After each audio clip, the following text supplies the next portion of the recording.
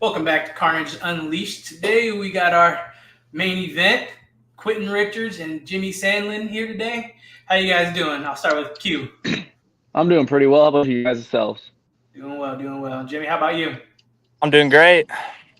Awesome. So I see you're a little bit wet and sweaty. So in the backstage, you said you're getting some wrestling on. How's that heat? Oh man, I'm used to it. Yeah, I'm kind of, mid workout. Not really, just kind of warming up right now, just taking a break. Yeah, this ain't nothing, man. Compared to like a sauna, sweating to make weight. Q, how's the weight cut been going? It's been going. Pretty easy. 165 is easier than making 155. Fair. Nice. So you haven't had too much of an issue, just pretty smooth sailing? Most part, yeah. Nice. That's good. So jumping into this event, how do you feel coming into this, Jimmy? You got a lot of experience. You're 9-11, and you had like 12 amateur fight as well. So you've gotten a lot of experience in the ring. So how does that feel coming into this main event? Oh man, I feel great. I got a lot of experience. A lot of bull craps happened to me in my career. My record's pretty misleading, but I made some really smart and game-changing improvements, and I just think now that I'm in a great position to level up and kind of get my streak going to where it needs to be. That's awesome. Cool. Q, with that being said, he's got a lot of experience. You 4-0, coming off a main event win. How do you feel going into this fight with him having so much experience and you obviously on this unbeaten streak?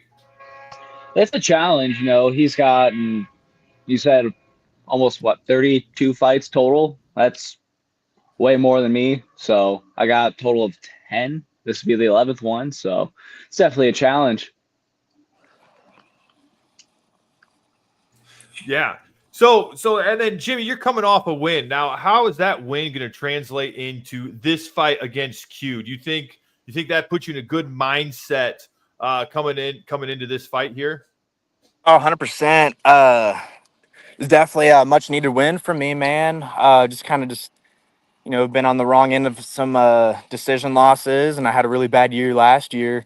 Just trying to, figure out what weight class, and I had some really bad management. And just, general personal life issues that I had to get over. But yeah, man, I just had that win. This year has been amazing for me, and I just think, everything coming together has my mindset for sure in the right place. And honestly, I don't, I've had a lot of fights, but ever since that win and then, this fight right here, it really feels like I know how to fight for like the first time ever. Okay. All right. That's good. And I see that a lot of your fights have been, well, I shouldn't say a lot, but a majority of your fights have gone the distance. Are you kind of the guy who likes to grind your guys out and try to go for that? Or are you looking to try to get into finishing your opponents now? Yeah, ideally, yeah, I want to get the finish. Yeah. But just, my resume, I've gone against, some really good competition, former UFC fighters. So it's just like, you get to a certain level and you can't finish everybody. But, I've been working to get around that. Like, everybody can be finished. It's just putting myself in the right position. Right. Okay, good. And Q, with that's something that you're not used to. Looking at your record, you've got all finishes here in your as a pro. So with someone who's got a lot of experience going all 3 rounds, that's 15 minutes of fighting. That's something that you're not used to. Do you think you're going to have the cardio if this thing goes 3 rounds to be able to hang around with Jimmy? Oh yeah, we prepared for going the distance every time. Every fight we've had, I've always planned on going the distance. Okay, good. So do you plan on are you planning on that for this fight, or do you think that you're going to be able to do what you've been doing and get a finish in for this fight? We'll see. Jimmy's very tough, so we'll see what happens. All right on. You can say it. I don't care. Nah, man. Q's cool. You know, we kind of know each other a little bit, so like, you know, this fight not necessarily thrilling to me, but you know, it's a big time opportunity for both of us. It's just, you know, business really. Yep. You sometimes you always have to in this game. You'll eventually have to fight some of the people you've trained with, or possibly had as a former teammate at some point. Especially around this area too. Because Jimmy, you're down in what area now? Are you training down out of? I train out of Westchester a lot. You know, Cincinnati area. Like Okay. I'm closer to Dayton, but I travel down south a little bit for training. So, and you do most of your fights in Kentucky, I think, because I was looking at it, and that's where you're ranked, is in Kentucky, because you were actually the number 3 pro welterweight in Kentucky, actually. So, is that where you normally fight out of? I would say majority of my fights have been there, pro and AME. I mean, I kind of don't care. Like, I'm willing to travel. It doesn't matter. Just I don't know. Just Ohio hasn't given me a ton of luck, so I've just kind of ventured outside of the state. Just for me personally. Nice. Okay. Um, so tell us about your camp. This one have you had any new additions, big changes in your strategy going into this fight? I mean, I've kind of trained with some different people over the past few months. So I guess yeah, you could say new additions for sure. And then for this fight, the strategy is a little bit different. Q's a dangerous grappler, so that's what we've been working on. Is just ton of grappling, ton. Yeah, understandable. Q, I'll pass it over to you. That same question. Any new additions to your team? Big changes in your strategy in this fight? Man, we've been having a lot of college wrestlers coming to the Defiance Jiu-Jitsu gym, and a lot of good people like brown belts have been showing up too. So grappling with those guys, getting different looks, working on the wrestling, and then just Dylan right now, he's kind of like getting into like really great shape to drop down to welterweight. So he's just a different animal at the moment to deal with. So that's been a big thing. Okay. What has been the toughest part of your camp, physically and mentally? Toughest part, I'd say, is doing the like early morning training. Like sometimes you sit there, you're like, cool, wake up at 6, drive, get to practice by 7:15, and then have to like hour of sleep, and you're like, all right, let's go. Not an hour of sleep, but an hour of like just waking up, trying to get ready, and it was like, all right, we gotta do this. Yep. Yeah. Jimmy, how about you? Any toughness and physicality mentally area? Just really more on the mental part. Just trying to keep my win streak going, keeping my mind focused and right. I'm in a great place in literally every area of my life. So I just want to keep that rolling, man, and look for a Yeah. big win this weekend. Awesome. So with that being said, I know you said some bad management, and you're coming off a win now after some changes. What do you want your fans to know, like, for this fight? What's your statement? Well, I'm gonna bring it. If I've had a lot of fights, but right now after that win, and especially for this fight, it really feels like I know how to fight for the first time ever. So I'm just looking to bring it. I'm ready, because I just really feel like this is gonna be a really funky fight, man. Like we're both unorthodox, so it's like you really can't train for opponents like us, really. So I'm just gonna try to bring it and keep my mind right. Awesome. Q, how about you?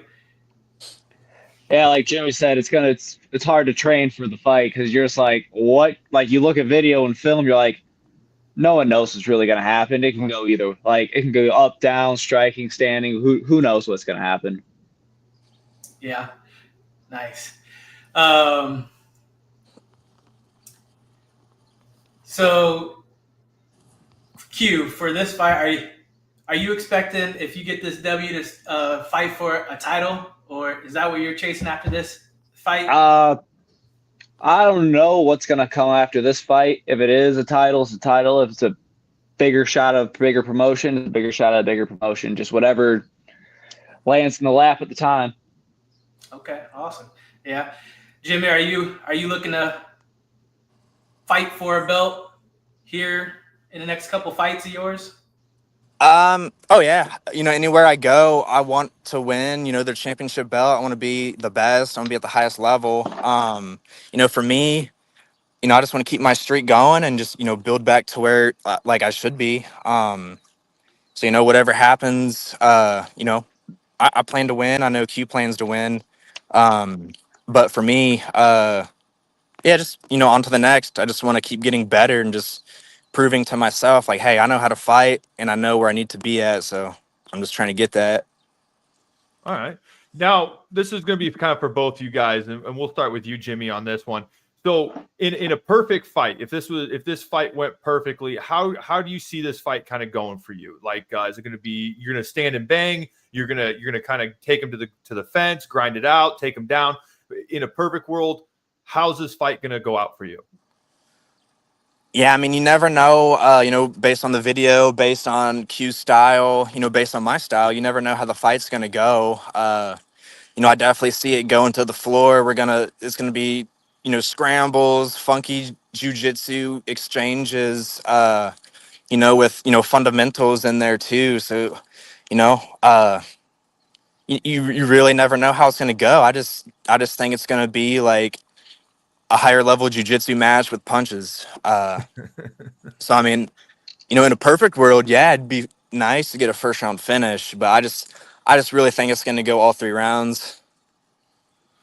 With some high level jiu-jitsu, I can probably see that going. And same thing with UQ. How do you kind of see this going in a perfect world for you? How do you think this is going to kind of fall out? Is it going to, for you, do you think you're going to be able to stand with them? You're going to try to stand with them, or are you going to try to take this to the ground and do it jiu-jitsu style, kind of the way Jimmy said it, he thinks it's going to kind of go? Perfect world, it's gonna be it's gonna be the most entertaining fight of the night. I'm just gonna put it that way. It's gonna I be the like most that. entertaining fight of the night. The perfect world, we're gonna hit every aspect of mixed martial arts.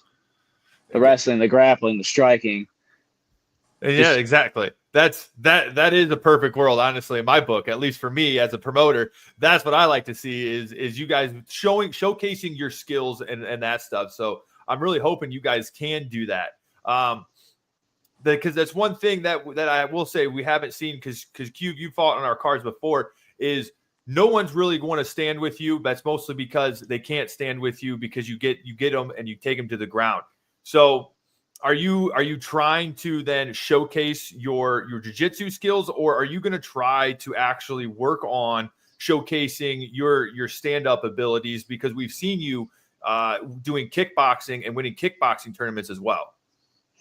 We'll see what happens, man. You sit there, you have a plan, and then you're like, you can get hit and be like, well, that plan didn't work, so we're going to switch something else up. Like Mike Tyson said it best, everyone has a plan until they get punched in the mouth, so it could go either way. Exactly. And then Jimmy, you said that you think it's going to kind of go to the ground. Now, do you have any other because Q has done kickboxing, we've known because we've kind of talked to him before. Have you done any like boxing, kickboxing, anything out on the side and stuff like that to showcase your striking abilities? I did have a boxing fight, and then I had a bare knuckle fight one time. But that's just boxing. It's definitely not my forte. I wrestled growing up, and that's why I did MMA. Yeah, I've never done kickboxing. I've trained it, but it's just not primarily what I do. I just think we're both grapplers. I just think it's going to be a chess match or wild exchanges on the ground. We'll punch each other, but I just don't really see. It's just not going to go that way. I don't think. Maybe he can keep his distance, but I just think we're gonna, grapple a lot. Yeah. Jimmy, so what got you into MMA? Where did it all start for you? Well, I mean, I wrestled my whole life, but that really didn't get me into MMA. I would watch it on TV, I didn't really care, too much for all the fighting stuff. And then like I saw the UFC Tough One with Forrest Griffin and Stephen Bonner. I'd seen parts of the show, wasn't interested, and I saw that finale fight, and I was like, whoa. I was like, damn. I was like, that's pretty cool. Like, what if I tried to do something like that?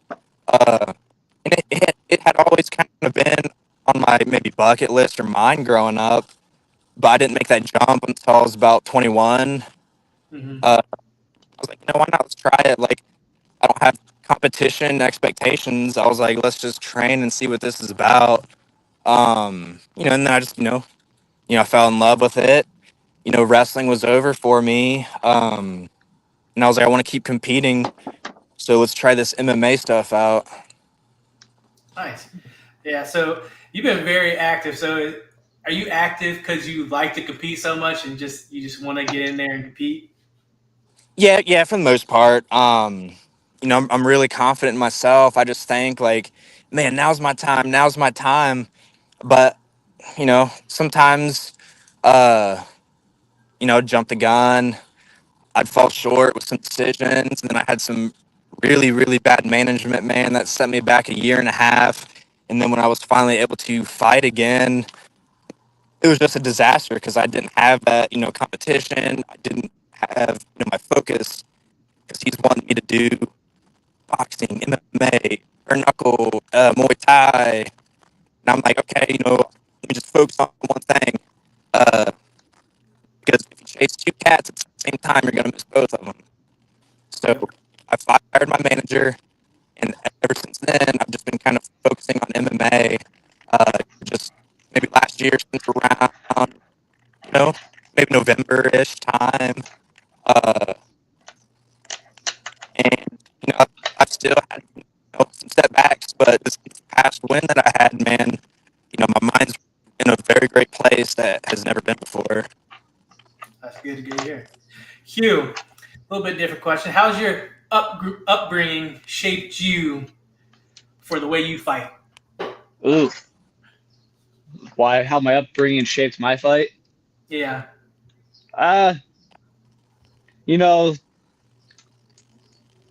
like you learn how to like deal with a lot of stuff, adversity, and all that other good stuff. Like takes like when you like get in fights and like with your friends or like some other random people, you learn how to be able to like, cool, it's pain, it's temporary, it'll go away. Just learning how to deal with pain, how's out from a young age. I was like, cool. Mm-hmm. And then just being used to just being active and moving. Like I never had like no formal training up till I started training jiu-jitsu, but it'd always be me and my friends just beating the hell out of each other. So it was close enough. There was like two people that actually trained, like they would box every once in a while or grappled. That would always be like winning. So nice. So I don't know if you ever thought about this, but like, what's your why? Why do you do this? Why do you get in the cage? Why do you fight?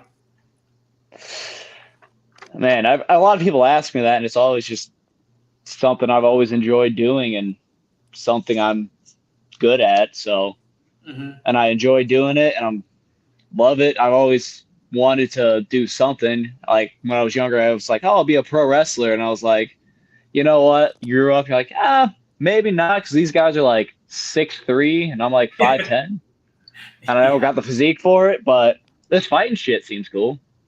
Yeah, fair. And I liked fighting too, because I'd be watching like Bully Beatdown when I was younger too. So I was like, oh, I like this. Good show. Yeah, and I'd be playing the video games. Like, shit, let's try it. Like, let's give this a shot. Yeah, nice.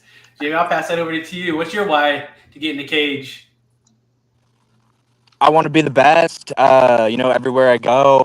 And for me, mostly, just, I come from a really small town. I've always had a big chip on my shoulder.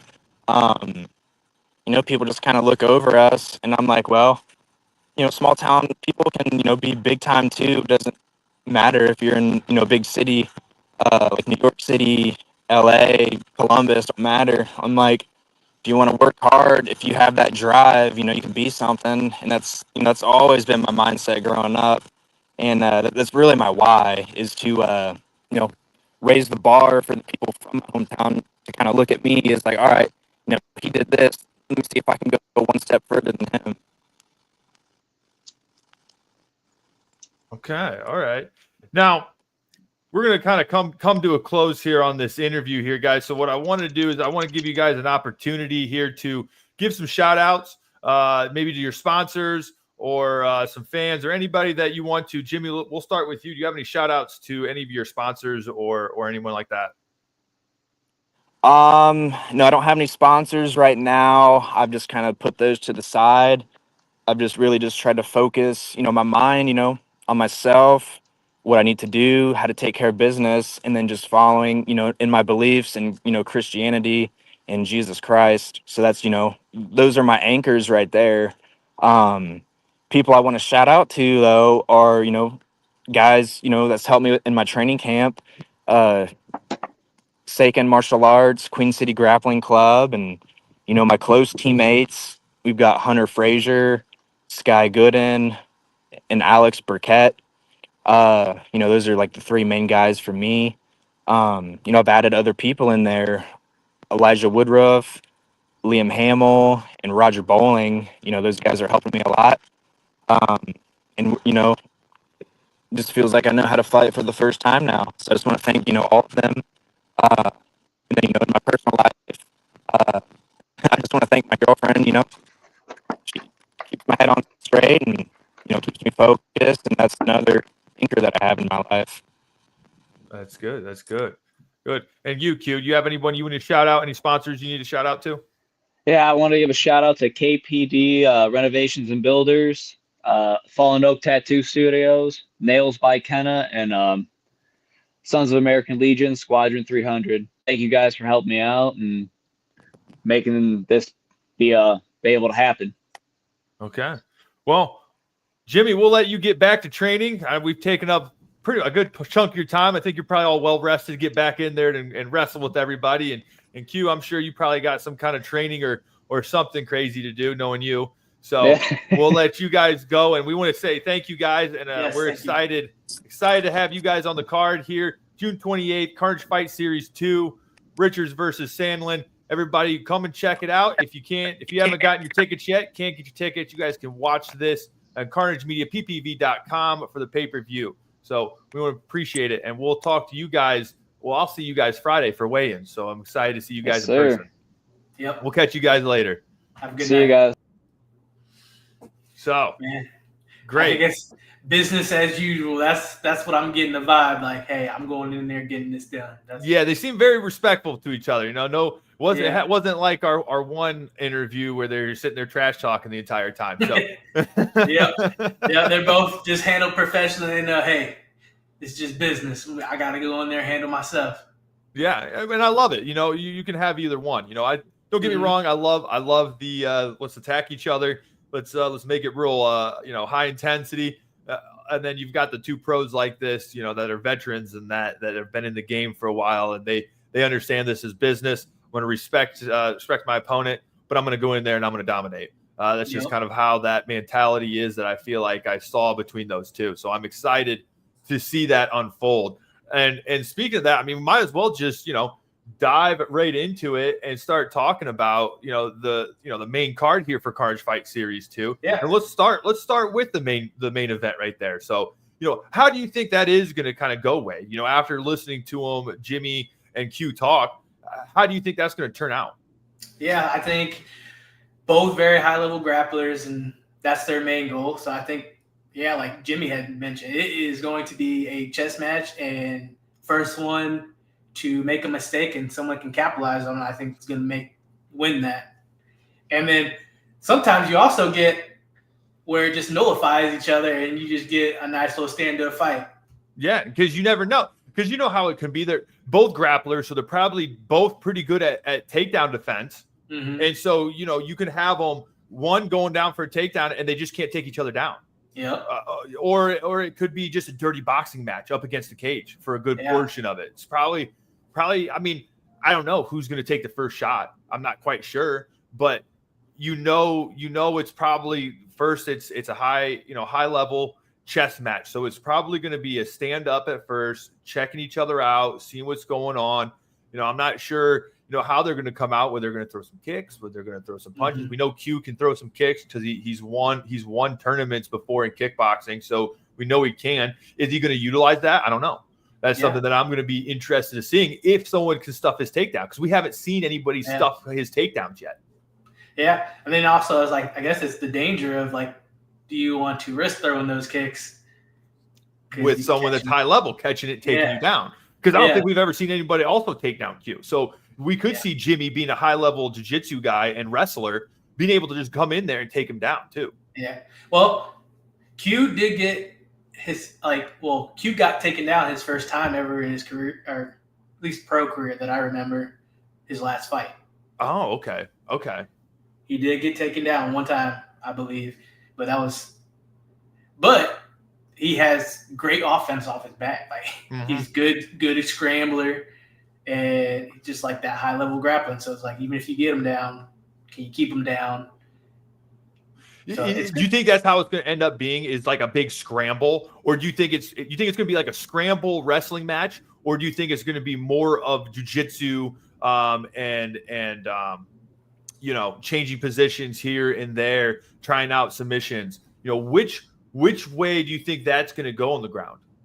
Yeah, here's how I think the whole fight's going. I think the first round they're going to be very chess match, feel each other out, and it's going to be mostly standing up. Maybe a takedown attempt here and there. I don't think we're going to see much ground in the first round. Second, once they get going a little bit, get that blood pumping, I think it may go to the ground, or at least there's going to be some cage grappling going on.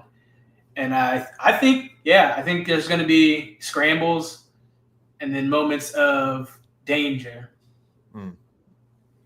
That's what I think. I think you're right. Except I think it's going to go to the ground right off the get-go. I think when you've got a wrestler and a jiu-jitsu guy, both of them comfortable on the ground, I feel like you're going to have that scramble struggle in the first round. That's what it's going to be. Is legs are going to be grabbed.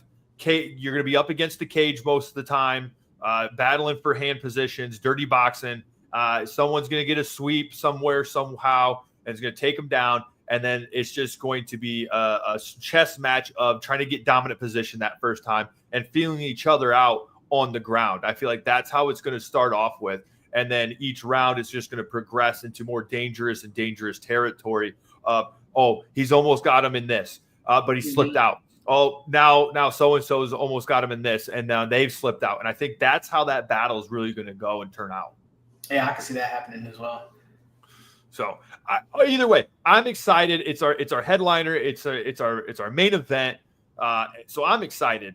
I think that main event is going to display a great MMA in its whole. You're going to see some striking. You're going to see some kickboxing. You're going to see some grappling, dirty boxing, and then you're going to see a lot of jiu-jitsu. Yeah, and I'm excited. I'm there for it all. Yeah. Hell yeah.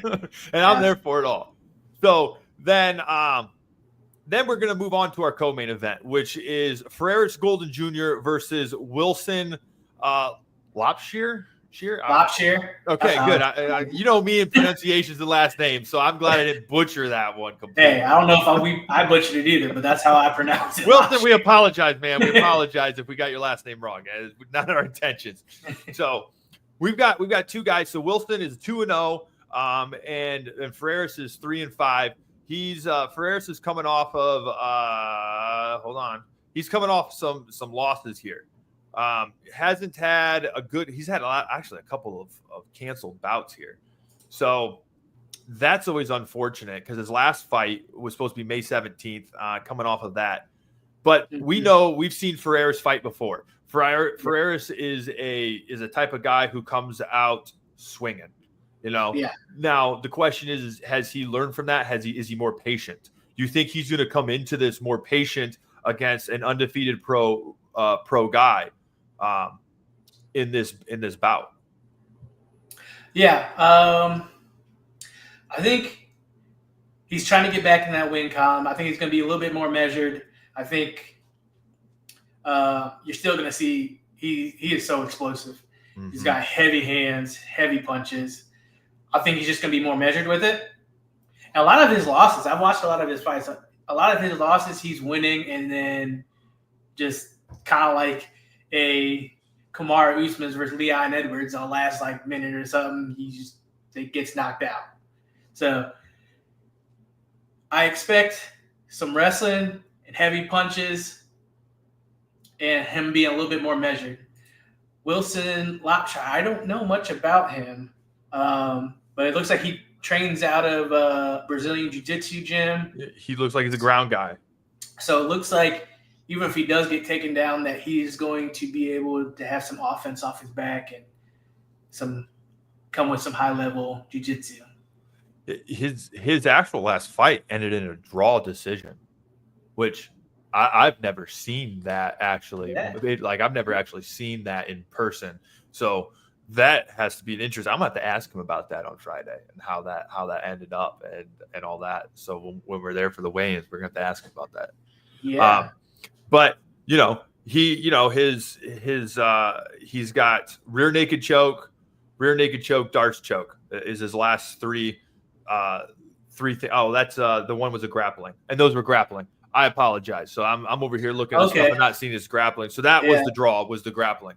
But his last ones, Jacob Diaz and Jesse Lee, he won by darts choke in the first round and a rear naked choke in the first round. So this guy's coming in there and he's finishing boys off in the first round. He's not messing around. So I'm guessing that he's going to be taking it to the ground, or at least trying to take it to the ground. And we're going to see if Ferreras can handle that, or if Ferreras has a good enough defense where he can stay, because I know that's where Ferreras likes to be. He feels more comfortable in a stand-up game because he's got power. He's got raw power in his hands. So this is you and me. This is our biggest debate. What's going to win out, stand and banging or the ground game? Because I'm excited to see what's going to happen in this fight here. So how do you think it's going to go? Do you think it's going to be a stand-up, or do you think it's going to go to the ground? I think Ferreras is going to try to keep it standing. He feels. I think that's where he feels more comfortable, like you said.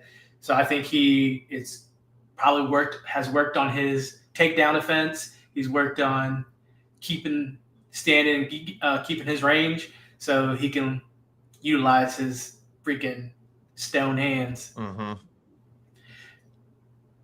Yeah. No, I agree with you on that. I really do.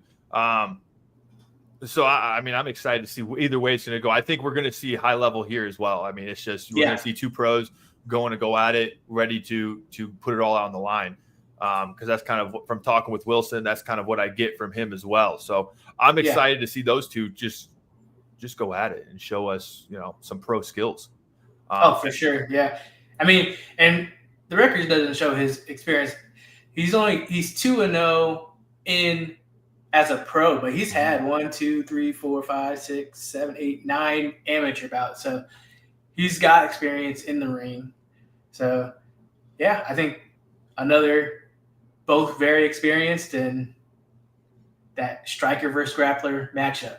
Yeah. and then we're gonna move on down the card here, and it's gonna be for a belt. We've got our belt fight for the Amis, so we're jumping into our Ami part of the card, and that is going to be Andrew Gamblin versus Grant Waybright. So I'm excited for this because this is a 135. This belt is up for grabs. No one has this at our amateur level. And Grant is coming off a significant layoff. He has not fought since 2018. Yeah. So, but he is 4-1. So it's not like he doesn't know what he's doing. He's coming in with a good record. His loss came from a decision, and it was a unanimous, but it was still a decision to Daniel Hugh. So every other one, his first fight, he won by punches in the second, unanimous decision, rear naked choke, and then a unanimous decision. So we've seen him finish standing up, we've seen him finish on the ground, and we've seen him go the distance. So we know that he's tested. The question is going to be, is he tested now? Because having a 6-year layoff is kind of a long time. It's not quite 6, but it's almost 6 years because it was September of then that he did it. So and then you've got it's always a question of that ring rust. Is that going to be a thing for him? Not being biased or anything, but I actually coached him. I was a high school wrestling coach, and at Finley, I coached him in wrestling. So I know he's a tough cookie. So I'm just wondering if that ring rust is going to play a factor at all. Yeah, because we know Andrew Gamblin coming off of his win, he finished this guy quick and fast against a guy he's explosive. His guy had some background in Muay Thai, if I'm not mistaken, and he came in there and just dominated him. Yep. It was 39 seconds in the first round. He came in and just lit him up. Yeah. We broke down the footage with him. Yeah, we brought him on. Yeah, we did. And for being such a little guy, he packed some power behind his shot. So because he busted up the guy's eye from his punches, and I think it was I don't know if that was just from a jab that I think he messed up the guy's eye from a jab. That's saying something if you're having that much power in a jab to mess up cut someone's eye like that. For sure. So he's coming off of that. His only loss again went the distance. So both of these guys, their only losses are going to the judges and making the judges make the decision. Unanimous decision. But, Andrew's first was a doctor's stoppage in the second round. So he beat the guy up, used that power of his, and stopped it. Second one was the unanimous decision loss. And then he had a unanimous decision, and then he had the punches. So we know he's got power. We know he can go the distance. The question is, what's his ground game look like? Because I don't think we've really seen him too much working on the ground that much. But going from Adrenaline Academy, where he's from, I know they work a lot of jiu-jitsu and ground game stuff. Yeah, so maybe we just haven't seen that aspect, and we get surprised by how good he is, actually. I see this being a stand-up. This is going to be a stand-up. I think this is going to be a barn burner, just like someone's getting knocked out. Yeah, that's how I see it. Someone's getting knocked out in this fight for this belt, and I'm excited for it. I can't wait to wrap that off of someone and do that. So I'm thrilled. I'm excited for it. So, and then they're little guys too. So it's like they come with a crazy pace. Yeah, exactly. And it's crazy because they're small, but they've got power. I know they've got power. Yeah. So having small guys have got power, that's dangerous. Quick and powerful, very, very dangerous. Oh, yeah. So I'm excited. Like I said, I think it's going to be a stand-up fight. I think it's going to be a stand-and banger. I think everyone's going to be excited to watch this fight. It's for a belt, so they're going to put it all on the line. Oh, yeah, for sure. So, I'm pumped. I'm excited about that.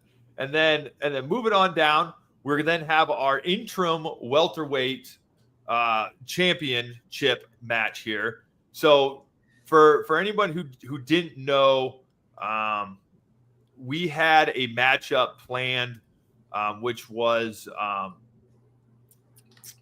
it was supposed to be Brandon Benson, who is our current welterweight champion. He unfortunately got hurt and had to pull from his fight, and so Colton, and he was going to be fighting Colton Hensley. If you guys had tuned in to the interview we had with those two, it was a fireworks. We didn't really have to ask any questions. Yeah. It was just those two going back and forth. It was beautiful. I loved it. There's no love lost, and they were ready to put a hurting on each other. I was looking forward to that. I'm kind of sad, but thank you, Will Chow, for stepping up. Yes. So Will Chow stepping up in weight and stepping up last minute to take this fight. So this is going to be for our interim belt. And what we're going to do is whoever wins this, once Benson is good and healthy, we're going to unify that belt. So that fight is hopefully then going to happen maybe in August. We'll see kind of where Benson is. But for this one, Will Chow versus Colton Hensley, how do you kind of see this going, Wade? Yeah, I think this is going to be – I think Will is going to try to keep it standing up. He's gotten 2 finishes by KO and punches. But I think if it does go to the ground, I think Colton is the one going to be initiating that.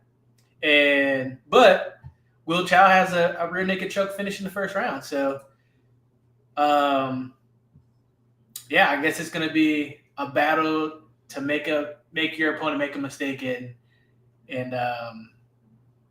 capitalizing on that. Yeah, because if we're looking at Will Chow, right? He's finished someone with punches. He's done a rear naked choke. He's gone the distance. He lost to JD Mignette, which JD Mignette is a fantastic fighter. We've seen him and what he can do on the ground. So that's no shame in that loss, even though you don't want to take a loss. And then he's also won by TKO KO. So he can go the distance. He went with JD, who is a grinder, and grinded it. So we know he can do that and last. We know he can get on the ground and submit people, and we know he can knock some people out. So Will Chow is well balanced, even though he's stepping up in the weight. I think this is going to be a good matchup for him, because Colton, he's had a strike. He's been submitted once. He's had and then since then though he's had a 3-fight win streak where he won by strikes and then won by 2 submissions. So he can go to the ground and he can strike. The question is, what is he going to do? From the sound of the interview that we did with him, though, he wanted to stand and bang. But I don't know if that was just with Benson or if that's just what he wants to do moving forward. Yeah, it's going to be interesting how they go about this. I think that first round is going to be standing up, though. And I think, honestly, this is what I got this feeling right now, that they're going to be standing up and someone's going to submit and take that takedown because they're like, oh, shit, I'm just getting my ass whooped right now. Let me take this down. Okay. All right. I think it's just going to be a standing banger. I don't think either one of them is going to back down from this. I do. I don't think they're going to try to go for the takedown. I think it could end up on the ground, but that's because someone clipped somebody. Yeah. And I think that's how it's going to end up on the ground, is because somebody clips somebody and jumps on them and the other person recovers. And then it's going to become a little grappling session down on the ground. Because we know that they both can submit.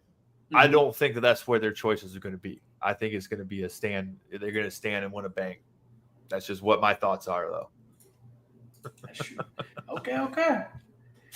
And then starting our main, we went reverse, everybody. I apologize. Normally we go the other way, but I was excited to talk about our main event because we just had him on. So then we got Juwan Minifield versus Sean Freeman, who's going to be starting off our main card of the evening.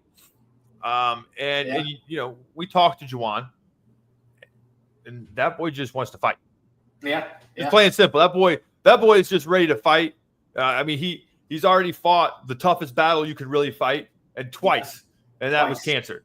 You know what I mean? And so the boy's got heart, and he's going to come and he's going to put down what he can in any way, whether it's the ground or stand up. He's a wrestler, but he hates wrestling. Remember that. He hates wrestling. Yes, I heard that. But I'm excited because Sean Freeman brings some energy. I mean, he's won by submissions. He's won by ground and pound. But I think he's just an opportunist. So wherever he can find that opening, he's taking it. But he's coming in with some energy, and he's going to be in your face. Yeah, I agree.